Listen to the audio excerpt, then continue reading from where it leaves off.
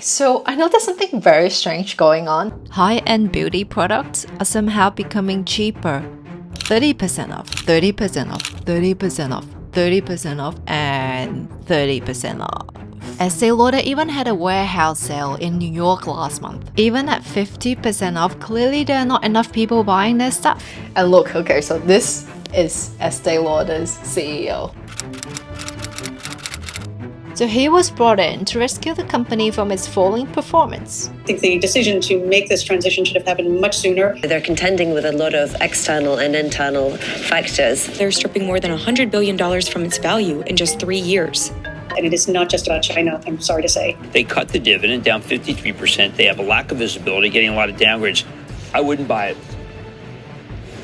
Really? Yeah. So how is the CEO gonna save them? We just need to be more agile. We need to be faster, reacting, to the trend of, the consumers. The thing is, Estee Lauder is not the only one that is struggling. Most high-end brands are. And let me test this, okay? What if These problems are much bigger than Estee Lauder imagined? Well, let's find out. the very first thing is to take the business apart? So Estee Lauder owns a bunch of different brands and they focus on delivering a high-touch model. The entire strategy is built around bringing the best to everyone we touch. And remember this is gonna be critical later. The biggest question I have is, why is Estee Lauder so expensive? Or the other way around, how can they charge such a high premium? After I've gone through a couple of their annual reports, I started to get a rough idea. Estee Lauder controls the entire value chain. They own R&D, manufacturing, distributions, stores, and their own marketing. This kind of vertical integration gives them cost savings from research, manufacturing, and distribution. But the company didn't put all that savings back into their research to produce better products. Instead, they just put it into two key things: their stores and marketing. And the logic is very simple. The more they spend on stores and ads, the more we see them and think about them, and the harder it is for new brands to be seen. And that is probably why this same old nice serum just sells. Even though there are tons of better products out there, we just can't see them. And then the aggregators came along and turned the tables on Estee Lauder. Boom, boom, boom. We have Facebook, Amazon, Google, Shopify. None of them are beauty brands, but they are the ones that let small beauty indie brands to have their own stores and marketing at a fraction of the cost. One of the things that has changed over the years is that some of the barriers to entry, with the rise of e-commerce or social networks, has allowed many brands to appear, to be created, many indie brands as we call them. A small company, if they invest a lot in their website, can look just as formidable and just as solid on the web as a very large company can. As a matter of fact, some of the smaller companies are more hip on the web, getting more hip to the web sooner, and so they actually look better than some of the large companies do right now. And let's take Glossier as an example. The company was launched in 2014. They don't own any factories or warehouses, Glossier is really the first socially driven beauty brand. where they use social media as technology to connect with their customers one-to-one at scale. Of our customers, really, really supporting the brand and generating a ton of content around Glossier. Most large companies and medium-sized companies and even small companies are starting to look at the web as the ultimate direct-to-customer distribution channel. This is crazy because he knew what was going to happen in the future back in 1996. And he was right. E-commerce beauty sales outgrew all other retail channels in the last 10 years when travel retail and department stores both declined. Because who needs stores anymore? Why are you opening an offline store if you can just order it and it'll get there in an hour or the next day? I mean, this could be a huge threat to Estee Lauder's business because almost all their sales back in 2014 came from physical stores. But they didn't care and doubled down on their stores, expanding their footprint by more than 50% in the last 10 years. And their argument for that was interesting. The fact of the matter is the consumer still wants and needs to be touched.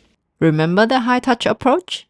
And many people can entertain themselves happily at home with all the different electronic gadgets that they have to keep themselves entertained at home. But many still want to get out and about and be in a social environment. Well, he is partly correct because a majority of Estee Lauder's customers are baby boomers. And honestly, they are the most loyal customers ever. So many of our consumers, once they find the product that they love and they like, they want to come back and buy it again and again. At this point, I don't know if I can fully trust this guy, so I went onto the website and see it for myself. And it turns out a lot of the customers actually have been using the products for a very, very long time. And most boomer customers like to shop in stores because they want to see, touch, and try. I always go in store. It's easy for me to go in a store. And I will buy it either in a supermarket or chemist. No wonder the company was mostly focusing on attracting millennials and never had to worry about their core customers. Kendall certainly is much younger than what we'd expect, and that's exactly what we're looking for. Practically, there is still no way for any digital brands to reach this group of customers if they don't even go online. That's what the internet offers, which really doesn't represent a meaningful size of her consumption in our category.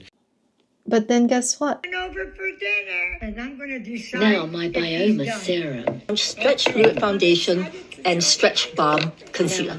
Shake to mix. So now you're an influencer in your 70s. Did you see that coming? No.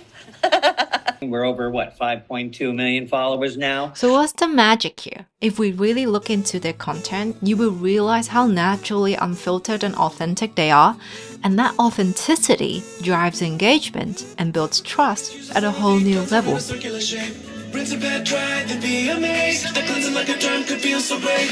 Cleansing that's giving, gentle and hydrating. I think the unique personality just fits right in. It's the ultimate in word of mouth and trusted selling. Most of the organic content and the most powerful content is sincere and genuine, and consumers want authenticity. What we saw in one campaign is 80 million different users liking the comments, and the amount of engagement in terms of the comments. We knew we had a home run, and we love our partnership with the Retirement House, and we just love the fun, engaging content that they create. I mean, it's the new 80. And because TikTok started TikTok Shop 2 years ago, it has radically transformed the whole online shopping experience.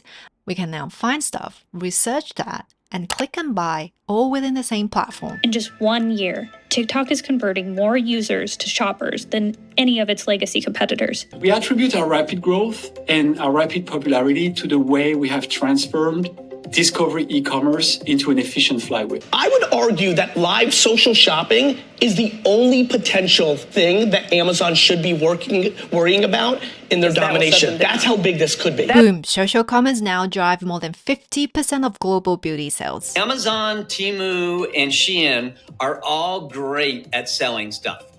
And they're not necessarily awesome at getting the customer's attention. And so they're commerce players that are trying to learn how to get attention. Whereas ByteDance and TikTok specifically are the world champions at getting customer attention. Don't forget, attention ultimately is the ultimate asset. Yeah. These social platforms have the attention. We're going to now shop in that environment. That's going to affect media. That's going to affect retail. Estee Lauder finally did a reality check. Remember the new CEO Stefan that's going to transform the company? And one of the things that I've committed is to make sure that we follow the consumers where they are going. We need to be more reactive to where the consumer goes, and we need to simply just make sure that we give them the innovation that they are looking for in the time that they want it. Stefan, what does that look like? Great question. What has he done? Look at this. They're launching stores in different online platforms, and it looks like they're finally introducing some new products across their brands.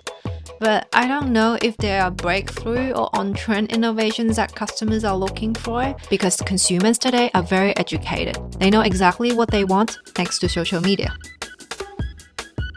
That's not number one. Methanol's one. Are things within the so-called retinoid pathway, such as retinol.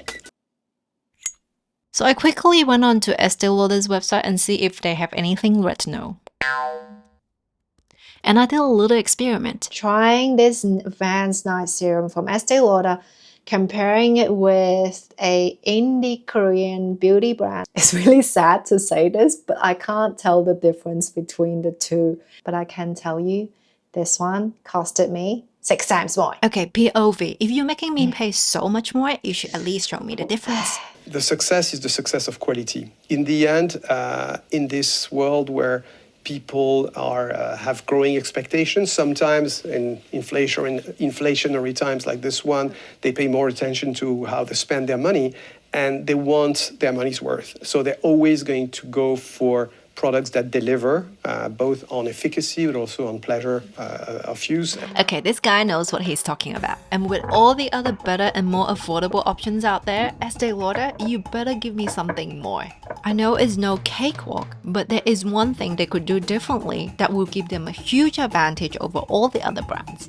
Remember, Estee Lauder is vertically integrated?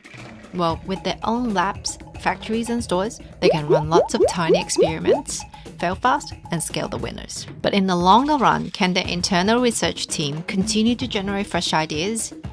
Well, that's the tricky bit. And if I was the CEO, I would just copy and paste Procter & Gamble's playbook. Their innovation game is next level. They are constantly innovating. I mean, look at how they're still creating better mops, toilet papers, and washing pots. Washing pots, they are life-changing. Then the question is, how does Procter & Gamble do it?